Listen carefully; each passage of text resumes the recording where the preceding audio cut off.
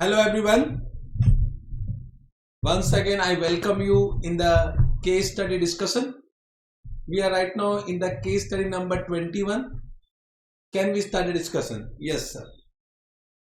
So what is given? Innovative Harmony Limited is a listed company that prepares financial statement as per Ind AS. Okay sir.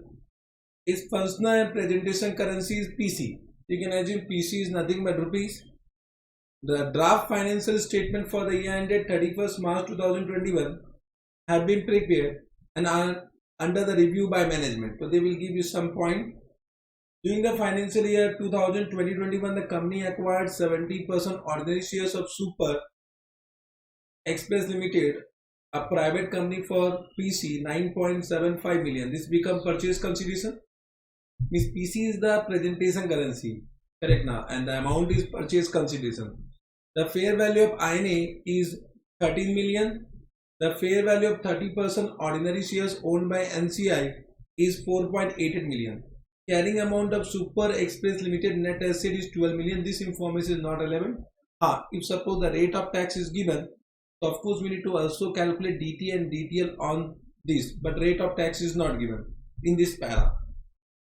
Let's see what the answer they have given, option they have given. IHL has issued 10 lakh PC 1 ordinary shares and 1000 PC 110% convertible bond. When you read this type of information, 1000 is the number of convertible bond and 100 is the nominal value. So be careful. Issued at par, is convertible into 20 ordinary shares on demand. So of course this become a potential equity shares for EPS calculation. So I think this is a question of EPS calculation, all of which have been issued for the whole of the reporting period. So this is outstanding from the beginning. IHL's share price is 5 per share and the earning after tax for the period is PC 6 million. The tax rate applicable to the entity is 22%. Okay sir. IHL plan to raise fund through external commercial borrowing for the purpose of further expansion. The borrowing would be US dollar denominator with a floating interest rate payable on a quarterly basis. The tenor of such borrowing is expected to be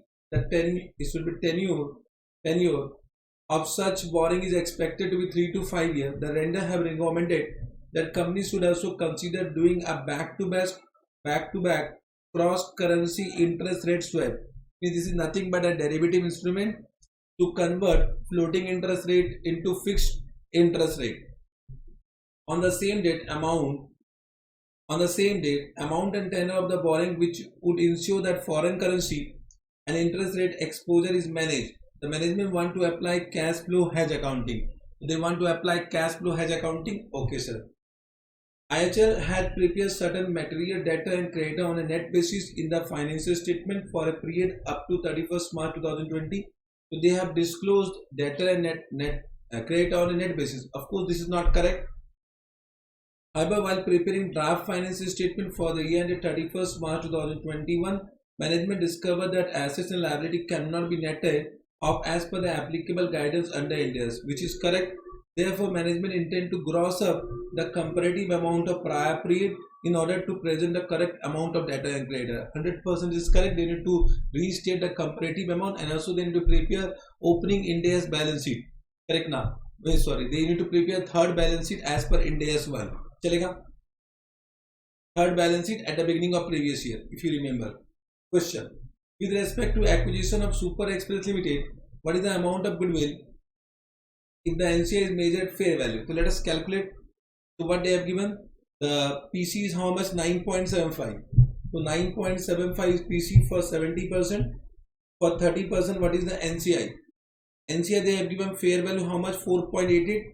So 4.88 is NCI and 100% INA how much? INA they have given how much? It is 13. So 13 is the INA which will be deducted. It become how much? 9.75 plus 4.88 minus 13. It is 1.63. So of course option number A is correct. Option number A is correct. So of course I think they have not considered the DT and DTL on this to ignore carrying amount, because actually we want tax based. And they have not given rate of tax in this para, so you should ignore it. Okay. Yes, sir. Now coming to the second point, with respect to acquisition of Super Express Limited, what is the amount of goodwill? If NCI is measured by using Pasina method, proportionate share of INA method, the same 70%, what is the PC? It is 9.75 and 30% now NCI will be by using proportionate method 13 into, it is 30%, how much? It become 3.9 and then 100% INA is 13 minus karna, it become how much? It is 9.75 plus 3.9 minus 13 is equal to what? 0.65. So 0.65, option number B is correct. Got this point? Yes sir. Coming to point number 3, calculate the basic EPS and diluted EPS of IHL for the financial year ended 31st March 2001. So first we'll calculate basic EPS. So what is the profit after tax they have given? So profit after tax is how much? It is profit earning after tax is 6 million. So 6 million means 60 lakh. So you can say 6 million is equal to 60 lakhs. And they have given what is the ordinary number of shares? Ordinary number of shares is 10 lakh. So divide by 10. So divide by 10 is equal to what? It is 6 rupees per share. So EPS is rupees 6. So you can see basic EPS, this is not correct. Basic EPS, this is also not correct. So basic EPS 6. Basic EPS 6. So option number C or option number D might be correct. Now the option number A and B is not correct. So because they have given two options as 6, so you need to also calculate diluted earning per share. But if they have given only one option as 6, so there is no need to calculate diluted earning per share. We'll apply our common sense in that case. Now let us calculate diluted earning per share in this case. So they have given 1000 rupees 100. You can say rupees 100 10% convertible bond. So we need to first find out interest expense. So of course can I say whenever it is a convertible bond, so it is a compound financial instrument. So to find out interest expense we want EIR. Correct now. Means we need to apply the accounting treatment as per India's 32. First split it into liability component and equity component based on market rate of interest, and then calculate interest expense based on EIR, but no information about market rate of interest has been given. You need to ignore that point and we need to calculate interest based on contractual rate of interest from examination point of view. This already have informed you when we have done India's 33. Correct now. From examination point of view, in this particular question we'll apply contractual rate of interest to calculate interest. So 1000 into 100, it become how much?